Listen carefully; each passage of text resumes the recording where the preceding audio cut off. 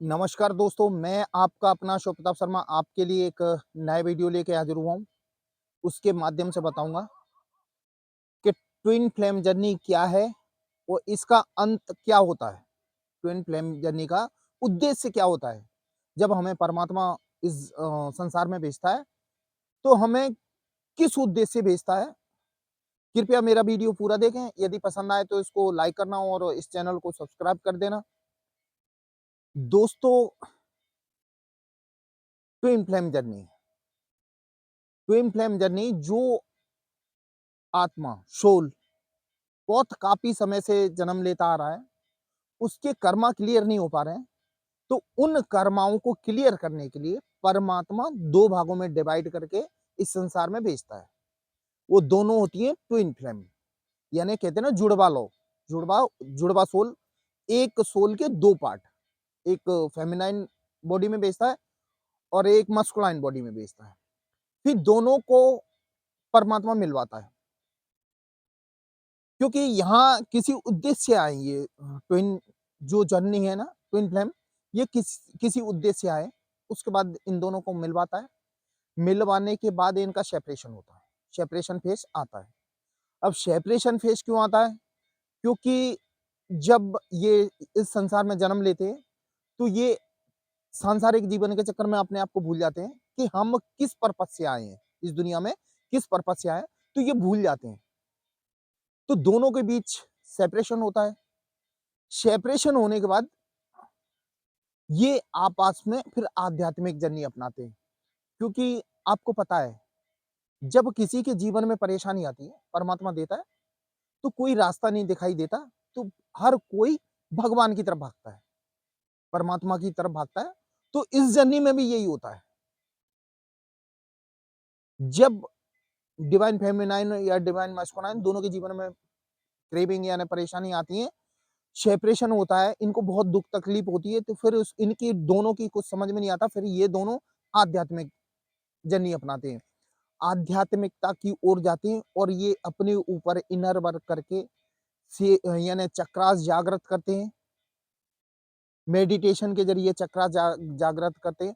दोस्तों, चक्रास जागृत करने का मतलब मैं आपको बता देता हूँ, क्या होता है कि हमारे जो 7 चक्र है ना, हमारे सातों चक्र किसी न किसी आदत से जुड़े हुए हैं।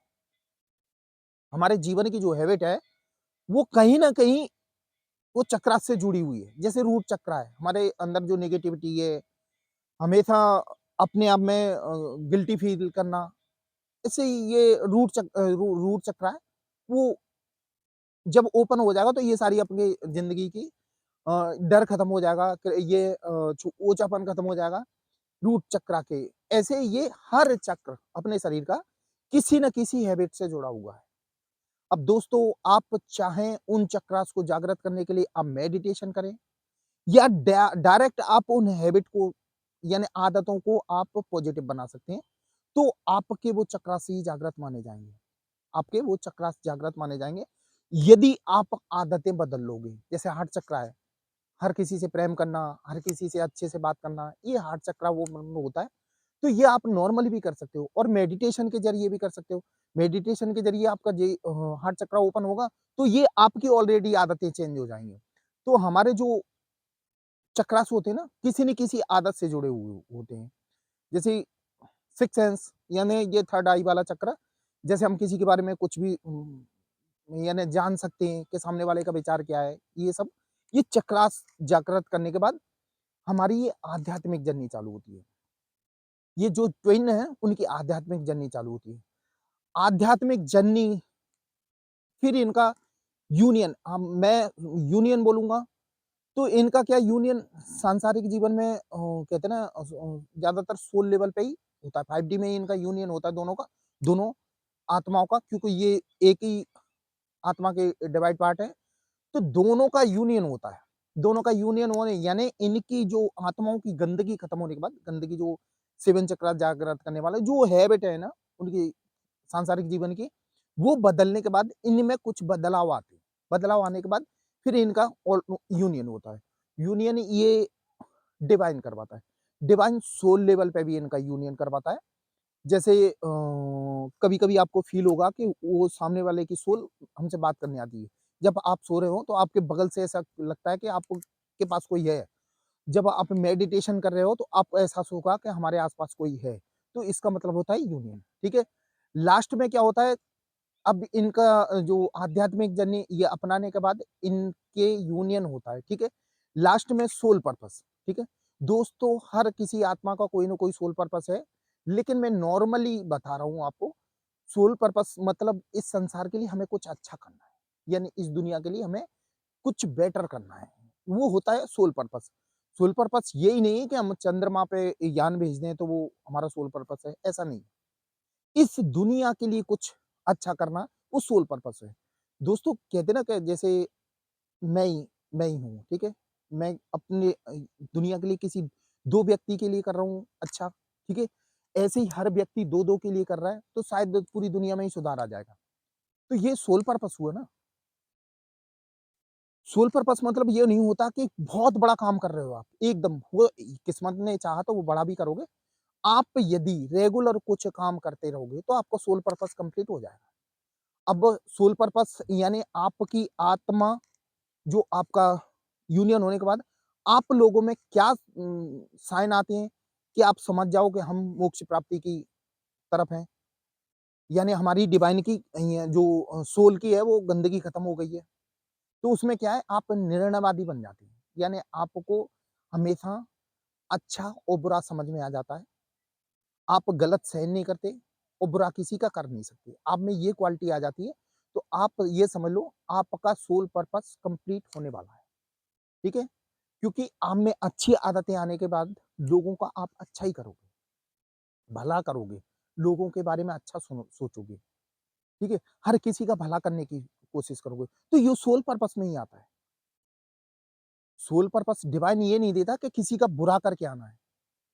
इस संसार के लिए कुछ अच्छा, मैं हर वीडियो में बोलता हूँ कि इस संसार की भलाई के लिए कुछ करना ही ये सोल पर्पस है आप लोगों का, ठीक है?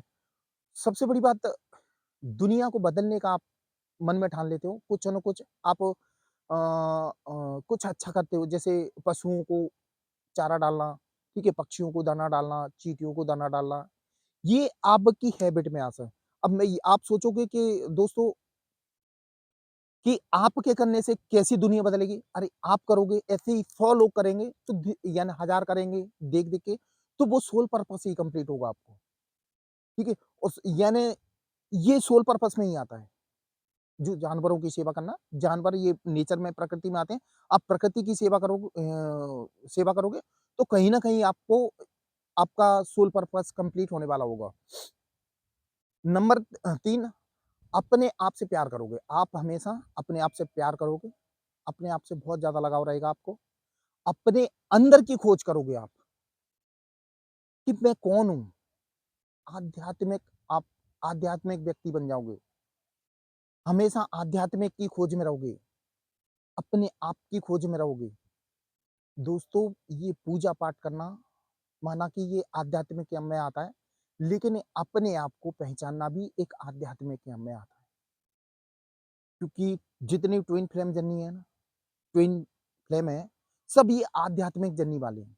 तो अपने आप को पहचानने की कोशिश करोगे और अपना आध्यात्मिक ज्ञान खुद अपने बारे में जानने की कोशिश करोगे और सबसे बड़ी बात, आपके अंदर का एक खत्म हो जाएगा। आप ना भूत के बारे में सोचोगे, ना भविष्य के बारे में सोचोगे, हमेशा वर्तमान में रहोगे और लोगों का भला करोगे। हमेशा इस दुनिया के आप परे हो जाओगे, ना आपके अंदर लोभ रहेगा, ना लालच रहेगा, ना किसी से मिलने की इच्छा रहेगी। कहते हैं ना, इनर वर्क का बोलते हैं, इनर वर्क का मतलब ये होता है कि ये सारी आपकी जो गंदगी खत्म हो जाएगी, कि लोभ, लालच, मोह माया मतलब है यानी हमारे ट्विन से मिलना फिजिकली लेवल पे, ये सारी आपके अंदर से गंदगी खत्म हो जाएगी। फिर आप अपना सोल लेवल कंप्लीट करोगे, यानी सोल पर्पस कंप्लीट करोगे और फिर आपकी आत्मा, दोनों ट्विन की आत्मा को मोक्ष की प्राप्ति हो जाएगी। लेकिन आपको अपने आत्मा को पहले शुद्ध बनाना पड़ेगा और यही इस जर्नी का नियम है, रूल है कि आपके बीच सेपरेशन होता है, इसी कारण होता है, आप दोनों अलग होते हो कि अपने आप को आप लोग पहचानो कि हम किस पर्पज़ से आए हैं यहाँ इस दुनिया में। और ज़्यादातर क्या होता है, फिज़िकली यूनियन नहीं होता, ये सोल लेवल पे होता है। आप अकेले भी अपना सोल पर्पज़ पूरा कर सकते हो, क्योंकि सोल लेवल पे यूनियन होता है, तो ज़रूरी नहीं है कि सामने वाला का शरीर हमारे पास रहे। उसकी सोल हमारे पास रहती है, आपका ही काउंटर पार्ट है वो। आप छोटे-छोटे भी काम करते हो, तो ये आपका सोल पर्पज़ है ये, इस संसार की भलाई के लिए। दोस्तों, ये थी मेरी आज की वीडियो, ये आपको कैसी लगी? ये कमेंट बॉक्स में ज़रूर लिखना।